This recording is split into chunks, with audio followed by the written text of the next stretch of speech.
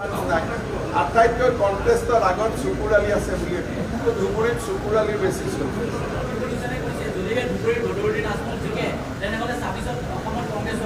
তাৰ সম্ভাৱনাটো ধুবুৰীত চকুৰ আলিৰ বেছি চলিছে।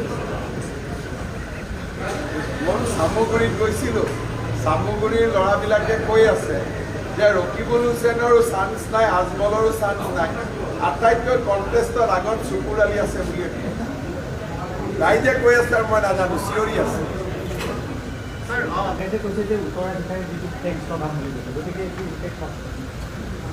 কংগ্ৰেছে কৈছে যে মোৰ ধৰক পৰিবাৰৰ লগত গহনা আছে বা মোৰ ঘৰত মাটি আছে, সেই মাটিটো যদি মই ল'ৰা ছোৱালীক দিওঁ বা গহনাখিনি ল'ৰা ছোৱালীক দিওঁ, তাৰ 50% টেক্স চৰকাৰক দিব লাগিব।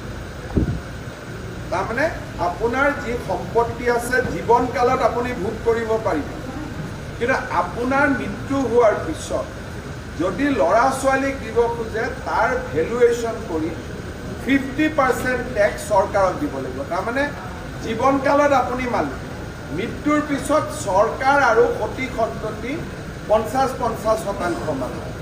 সেইটো কাৰণে মোদীজীয়ে কৈছে যে মংগলসূত্ৰটোৰ দাম 2 তোলা, 2 তোলাৰ 1 তোলা চৰকাৰে নিব, 1 তোলাহে বোৱাৰীজনীয়ে পাব। এইটো কংগ্ৰেছে তেওঁলোকৰ ঘোষণা পত্ৰত কৈছে আৰু সেইটোৱে ৰাইজক প্ৰধান্বিত কৰিছে যে ভাৰতৰ নিয়ম কি, যে আমি ইনকাম নিজৰ কাৰণে কম কৰোঁ, ল'ৰা ছোৱালীৰ কাৰণে আমি বেছিকৈ কৰোঁ, যে ল'ৰা ছোৱালীক কিবা এটা দি থৈ যাম। এতিয়া সেই ল'ৰা ছোৱালীক আমি দি থৈ যাব নোৱাৰা ব্যৱস্থা এটা কংগ্ৰেছ দলে কৰিব খুজিছে আৰু সেইটো কথাই প্ৰধানমন্ত্ৰী ডাঙৰীয়াই সংবাদমেল বা তেওঁৰ সম্বোধনত ৰাইজক জনাইছে।